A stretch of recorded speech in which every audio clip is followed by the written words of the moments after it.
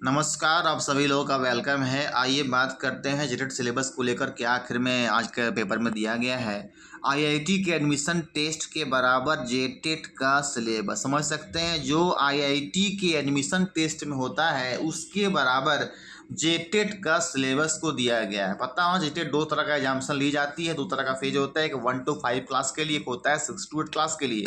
आइए बात करते हैं आखिर में सिलेबस क्या मेंशन किया गया है, किस प्रकार के लोगों को यहाँ पे कैंडिडेट्स को समस्याएं हो रही है और आगे चल के होगी अगर ये सिलेबस रहा तो। ठीक है, क्या उस सिलेबस पर रहने के बाद क्या कैंडिडेट्स पास कर पाएंगे? बिल्कुल बात होगी, बिल्कुल पास वो नहीं कर पाएंगे।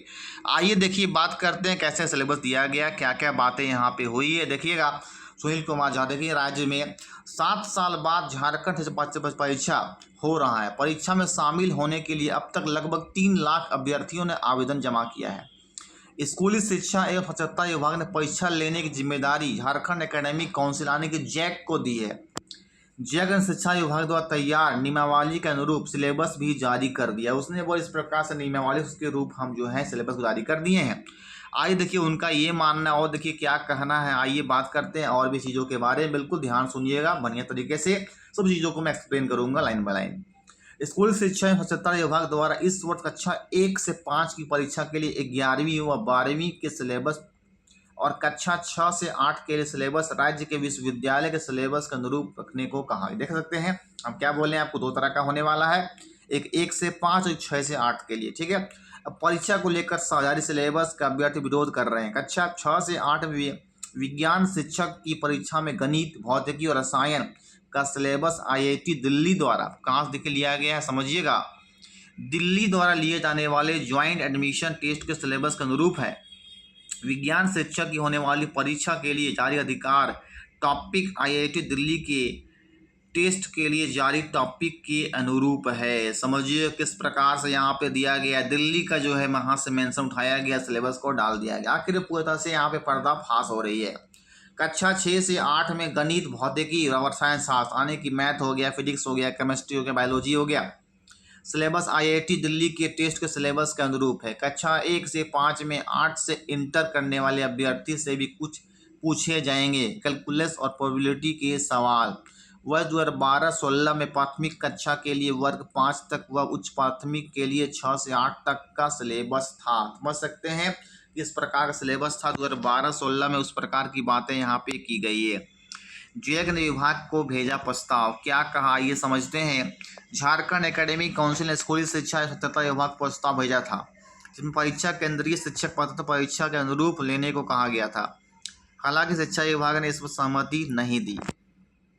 सिलेबस नियमावली के प्रावधान के अनुरूप राज्य के विभिन्न विश्वविद्यालय शिक्षकों द्वारा तैयार किया गया है। नियमावली में इंटर व स्नातक स्तरीय सिलेबस की बात कही गई है तो पाठ्यक्रम भी इसी के अनुरूप है।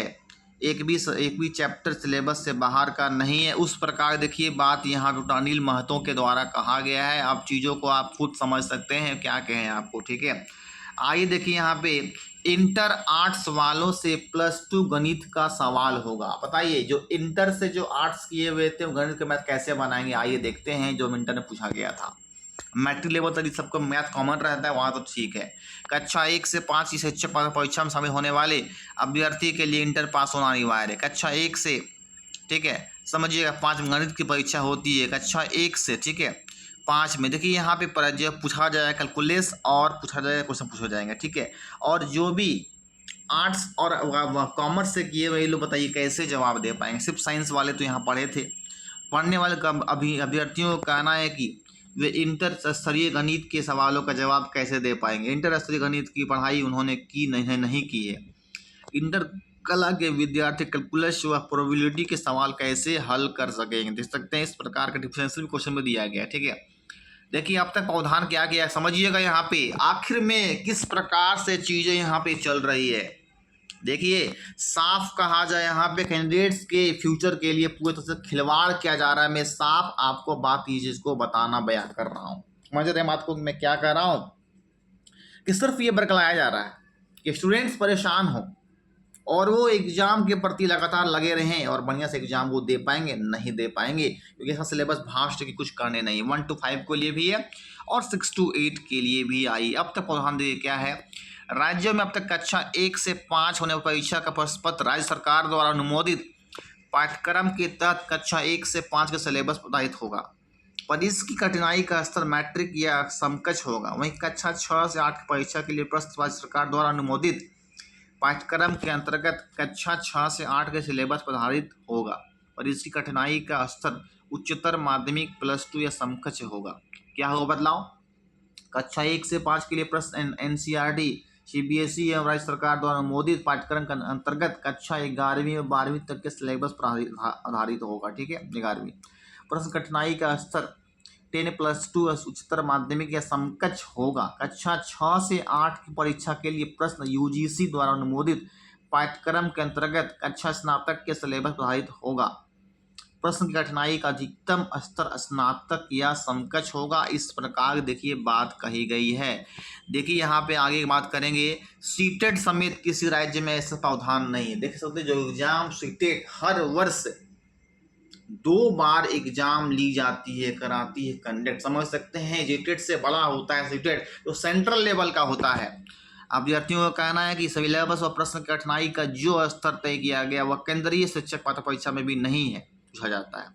किसी राज्य से प्रावधान, कोई भी राज्य जो है एग्जाम ले लीजिए, मान ली बिहार का होता है, आप लिख सकते हैं वहाँ बिहार में कराया जाता है, एस्टेट करवाया जाता है। ठीक है, एस्टेट 2 तरह का होता है वहाँ पे।